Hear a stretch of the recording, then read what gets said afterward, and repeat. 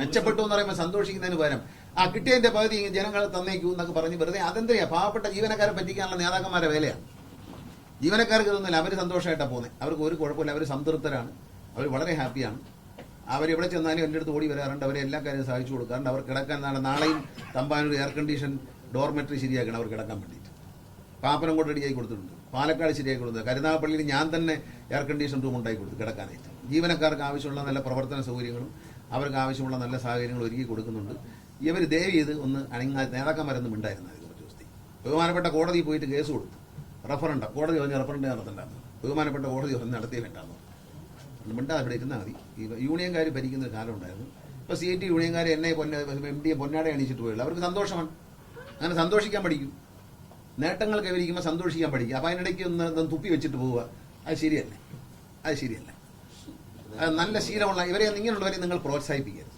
ഇങ്ങനെയുള്ളവർ വിളിക്കുമ്പോൾ പിന്നെ വിളിക്കൂ എന്ന് പറഞ്ഞ് ഫോൺ വയ്ക്കാം കേട്ടോ. ഇതൊന്നും വാർത്തയല്ല, ഒരു പോസിറ്റീവ് ആയിട്ടുള്ള കാര്യം നാട്ടിൽ നടക്കുമ്പോൾ കേരളത്തിലെ ജനങ്ങൾ ഒന്നടങ്ങ് സന്തോഷിക്കുകയാണ്. KSRTC രക്ഷപ്പെടുന്നല്ലോ എന്നാലോചിച്ച്. KSRTC ജീവനക്കാർക്ക് എന്ത് ബുദ്ധിമുട്ടായിരുന്നു, ശമ്പളമുണ്ടോ? നിങ്ങൾ 2 എക്സ്പ്രഷൻ ഉണ്ട്. ഞാൻ സിനിമാ നടനായിട്ട് പറയുന്നത് ഒരു കലാകാരനാണല്ലോ, 2 എക്സ്പ്രഷനാണ്. കുറച്ച് നാൾ മുമ്പ് KSRTC ജീവനക്കാർ എവിടെ ജോലി ചെയ്യുന്നു? KSRTC പൊളിഞ്ഞല്ലേ, നശിച്ചെന്ന് തോന്നില്ലേ, എല്ലാം ശമ്പളമൊക്കെ ഉണ്ട് എന്ന് ചോദിക്കുക.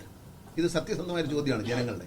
അപ്പം അങ്ങനെയാണ് KSRTCയിലാണ് ജോലി. നിങ്ങൾ രക്ഷപ്പെട്ടല്ലേ, നന്നായിട്ടൊക്കെ പോകുന്നുണ്ടല്ലോ, കൊള്ളാം കേട്ടോ, വണ്ടികളൊക്കെ നന്നായിട്ടുണ്ട് എന്നല്ലേ പറയും. ഈ വ്യത്യാസം നിങ്ങൾ ചിന്തിക്കൂ. ഇത് എന്നെ കേൾക്കുന്ന ജനങ്ങൾ മനസ്സിലാക്കുമല്ലോ, കാരണം ജനങ്ങളും ജീവനക്കാരും മനസ്സിലാക്കും. KSRTC ജീവനക്കാരെ കാണുമ്പോൾ പൊളിഞ്ഞല്ലേ, ശമ്പളമൊന്നുമില്ലല്ലേ, ആകെ ദാരിദ്ര്യമായില്ലയോ.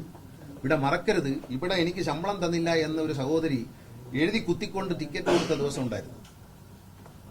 ശമ്പളം ഒന്നിച്ച് കിട്ടിയപ്പം എന്നെ ഒരു UDFന്റെ ഒരു നേതാക്കന്മാരും അഭിനന്ദിച്ചില്ലല്ലോ, ഇയാൾ ഒന്നിച്ചു കൊടുത്തല്ലോ എന്ന് പറഞ്ഞു. ഈ സർക്കാർ എന്ത് ചെയ്താലും അത് കുറ്റമാണ്, ഈ സർക്കാർ എന്ത് ചെയ്ത് കുറ്റമാണ്. 1-ാം തീയതി ശമ്പളം കൊടുത്തതും കുറ്റമാണ്. കളക്ഷൻ കൂടുതൽ വാങ്ങിച്ചപ്പോൾ അത് ശബരിമലയിൽ നിന്ന് ഏതായാലും കാണിക്കേന്ന് എടുത്തുകൊണ്ട് വന്നെന്ന് പറഞ്ഞില്ലല്ലോ, ഭാഗ്യമായി. ഇലക്ഷനൊക്കെ വരുന്ന സമയം ഇപ്പോൾ അത് പറഞ്ഞു, കട്ടള ഇവിടെ KSRTC വിറ്റെന്ന് വല്ലതും പറയുമെന്ന് ഭാഗ്യം കൊണ്ട് രക്ഷപ്പെട്ടു.